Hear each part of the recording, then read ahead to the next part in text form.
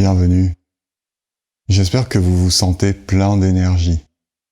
C'est le sujet que je vais aborder après la méditation de 5 minutes que nous allons faire dans quelques instants.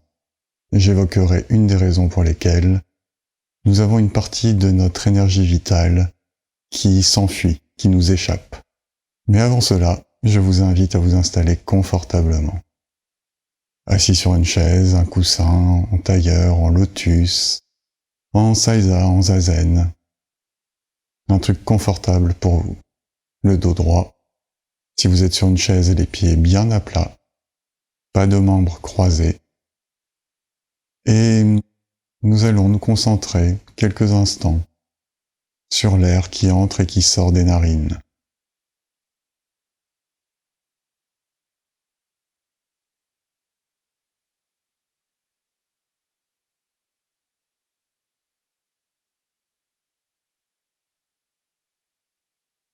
Cet air qui est source de vie.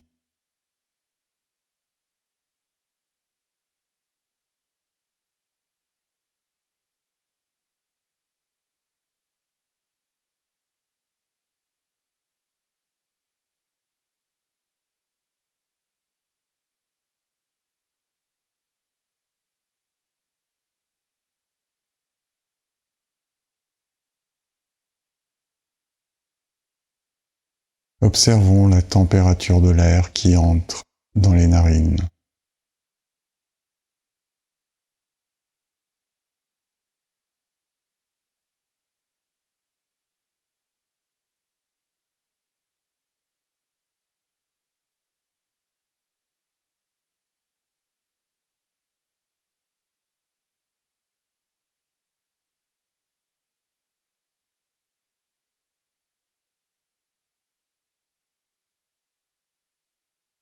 Et prenons conscience que nous inspirons la vie.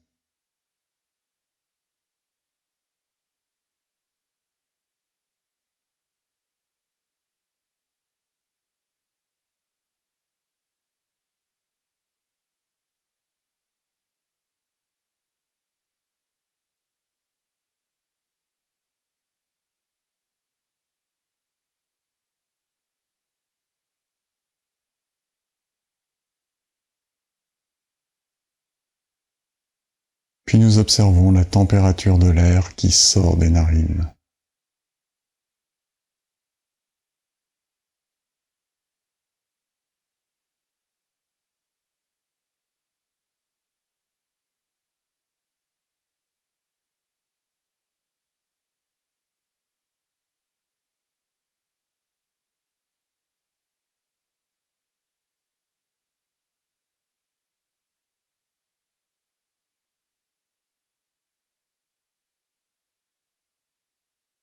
Et nous prenons conscience que nous expirons les toxiques, les tensions,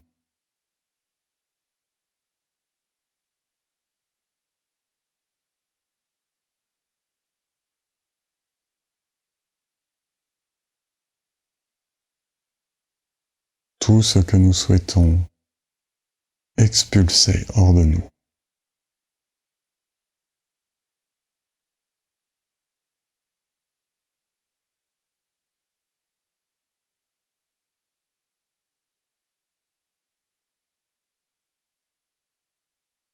Nous sommes bien, ici, maintenant. Nous nous sentons bien en nous.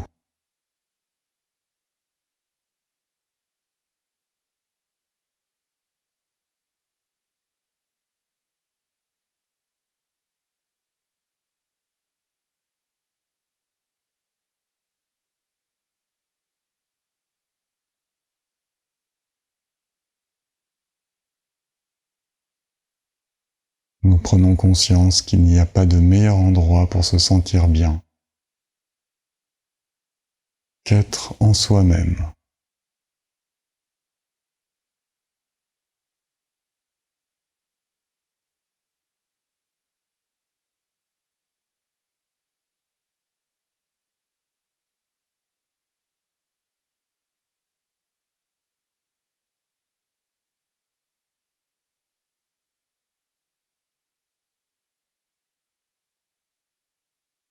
apprécions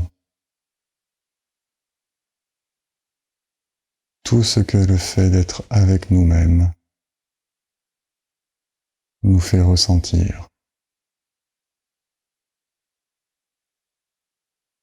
Observons ce sentiment qui se développe en nous.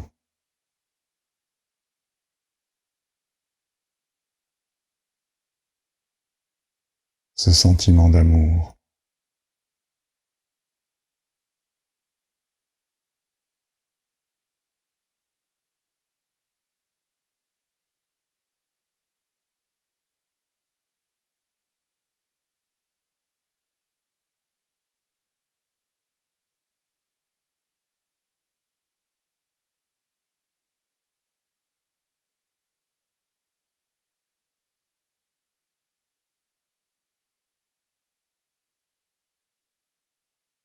Et je vous invite, à votre rythme, à sortir de l'état méditatif.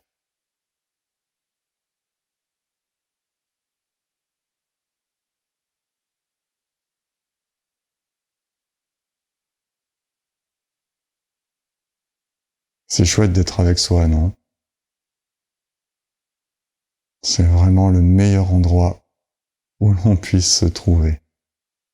Et c'est pour ça que je voulais aujourd'hui vous parler de cette énergie vitale qui nous échappe quand nous ne sommes pas en nous-mêmes. Alors il y a plein de façons de ne pas être en soi. Et puis il y a plein de façons de perdre l'énergie vitale.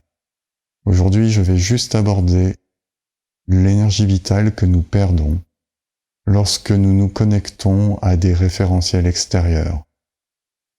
C'est déjà un sujet que j'ai abordé dans la vidéo repère extérieur versus repère intérieur. Mais là, je vais revenir sur un point en particulier, celui des modèles.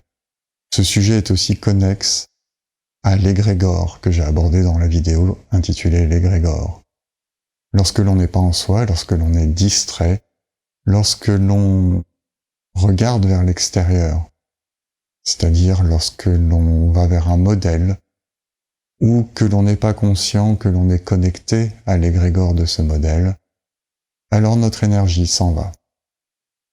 Elle est tapée par ce modèle, par l'égrégore associé à ce modèle.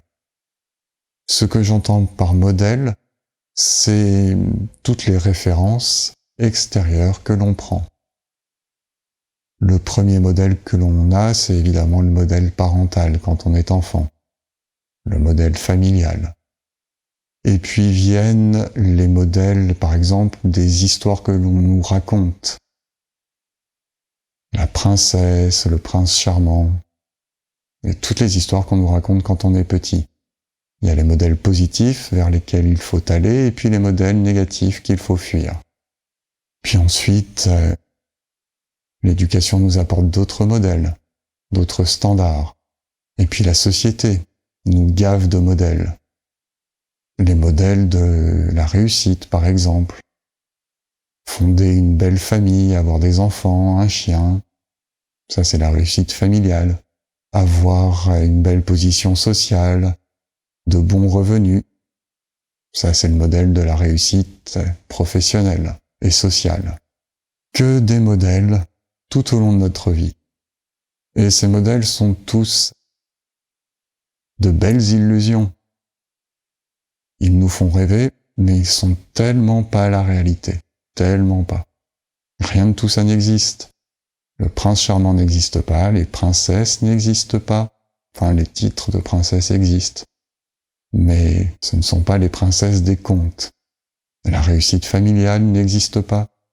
Si vous connaissez dans votre entourage ou si votre propre famille est un modèle de réussite, c'est-à-dire avec que des personnes qui se sont débarrassées de leur traumatisme, de leur peur, et qui du coup nourrissent entre elles des relations saines, dites-le moi, écrivez-le moi, faites-le savoir à la planète. Il faudra tourner un documentaire sur cette famille. Parce qu'en fait, ça n'existe juste pas.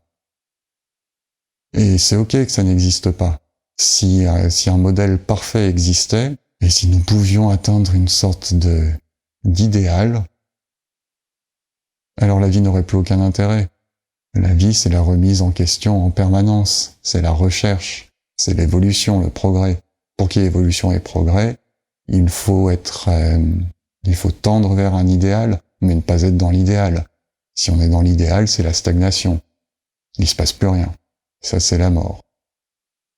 Donc quand je parle de tous ces modèles, à la fois je les critique lorsqu'on souhaite les suivre pour ce qu'ils ne sont pas, et à la fois je les vante, je vante leur mérite, le mérite de nous faire avancer, évoluer, de nous inviter à nous dépasser.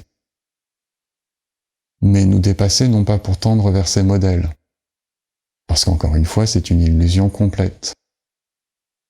Par contre, nous dépasser pour aller vers notre propre modèle. J'y reviendrai dans quelques instants. Suivre ces modèles illusoires, au-delà de nous éloigner de la réalité, nous faire croire à une réalité qui n'existe pas, ce que j'ai déjà abordé dans d'autres vidéos, ça nous fait perdre de l'énergie. Nous donnons notre énergie, sans nous en rendre compte, à ces modèles. Je pourrais le schématiser en disant que, comme nous tendons vers quelque chose, nous donnons notre énergie à ce quelque chose. Ou à minima, nous utilisons de l'énergie pour tendre vers ce quelque chose, vers ce modèle illusoire qui n'existe pas. C'est vraiment comme courir après des fantômes ou courir vers quelque chose qui n'existe pas. On utilise de l'énergie pour courir et on ne va pas vers ce que l'on souhaite obtenir, attraper, puisque ça n'existe pas. Nous nous contentons de perdre cette énergie à courir en vain. C'est vraiment ça, avoir des modèles. Et il y a vraiment personne sur cette planète qui puisse être un modèle. Et là, à nouveau, ça peut être entendu de deux façons. À la fois, je veux dire que personne ne mérite d'être un modèle parce que nous avons tous nos parts d'ombre. Il n'y a pas peut-être 2, 3, 4 sages éclairés, et encore. C'est même pas sûr. Ils sont humains, avec leur propre part d'ombre. Et encore une fois, l'idéal n'existant pas, c'est parfaitement ok. On tend vers quelque chose. Le saura-t-on jamais? C'est une autre histoire. Mais c'est le fait de tendre vers quelque chose qui, au lieu de nous faire perdre de l'énergie, va nous en faire gagner. Mais là aussi, je vais revenir là-dessus dans quelques instants, parce que ce quelque chose n'est pas extérieur à ce moment-là. Par contre, lorsque nous tendons vers quelque chose d'extérieur, c'est une distraction, au sens étymologique du terme, tirer vers l'extérieur, distraere, alors nous perdons de l'énergie. Et il n'y a vraiment pas de modèle incarné qui vaille la peine d'être suivi. Quand on admire un modèle, on admire une partie de ce modèle, jamais sa totalité. Et ne considérer qu'une partie et pas le tout, c'est à nouveau une illusion. Ça peut nous inspirer, mais c'est pas la même chose que de suivre un modèle. Et il n'y a vraiment aucun modèle. Que ça soit familial, que ça soit professionnel, social. Il n'y a personne qui incarne pour de vrai une réussite idéale. L'idéal n'existant pas. Et encore une fois, c'est très bien. Et je parlais de nourrir involontairement des égrégores. Lorsque nous tendons vers un modèle, lorsque nous admirons une personne, lorsqu'elle constitue un modèle pour nous, modèle de vie familiale, professionnelle, sociale, nous donnons de l'énergie à ce modèle, à l'égrégore créé par ce modèle. Cet égrégore a besoin d'énergie. Une fois qu'il existe, il a besoin de survivre. Et il se nourrit de toutes les énergies disponibles. Et dès que nous nous connectons à cet égrégore, un égrégore de modèle familial, un égrégore de modèle sociétal, professionnel, eh bien, nous lui donnons involontairement notre énergie. C'est cette énergie qui s'échappe, cette énergie vitale dont nous ne pouvons plus bénéficier. Alors évidemment, on est plein de ressources, on va la on va régénérer de l'énergie. La vie va nous donner de l'énergie. Mais cette énergie perdue, à un moment donné, sur le moment, au moment où nous la perdons, elle n'est pas disponible pour nous permettre d'exprimer qui nous sommes. Et c'est là où je veux en venir. Nous sommes tous uniques. Chacun est unique, de par son patrimoine génétique, de par la configuration astronomique, par exemple, de sa naissance, de par sa configuration énergétique. Je n'entrerai pas dans le détail de ces sujets, mais il y a tellement de facteurs qui font que chacun est unique. Et nous sommes là pour exprimer notre caractère unique, pour créer à partir de notre originalité, et non pas pour adhérer à un modèle et essayer de le recopier. Nous sommes des êtres créateurs. Là non plus, je ne vais pas entrer dans le détail, mais vous savez que nous avons un pouvoir de création immense.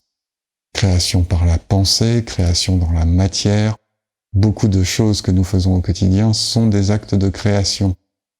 Il n'y a pas besoin d'être artiste pour créer. Nous sommes tous des créateurs. Et puis nous créons la vie. L'homme et la femme créent la vie. Nous créons tellement de choses. Et nous le créons à partir de notre originalité. Lorsque nous cessons de donner de l'énergie à des modèles, alors nous pouvons être notre propre modèle. Nous pouvons exprimer notre authenticité et notre originalité. Et ça nous laisse une énergie dingue. C'est vraiment là où je voulais en venir. Être soi-même, oser être soi-même, c'est la plus belle source d'énergie qui soit. C'est une source d'énergie tellement soutenante, à la fois parce qu'on n'est plus en train de perdre de l'énergie en la donnant à des modèles, et à la fois parce que avoir le courage d'être authentique, d'être soi-même, comme je l'évoquais dans la précédente vidéo, ça crée, ça génère une énergie en nous dingue, c'est extrêmement porteur.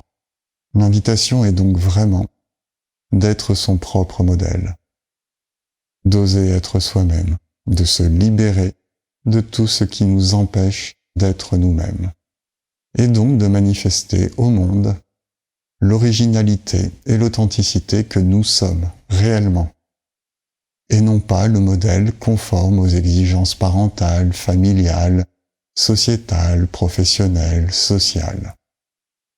Tout ça, c'est de l'illusion, c'est des chaînes, c'est un carcan qui nous empêche d'être nous-mêmes. Et c'est vrai vraiment sur un plan énergétique aussi. Ça pompe de l'énergie et ça nous empêche de générer notre propre énergie créatrice.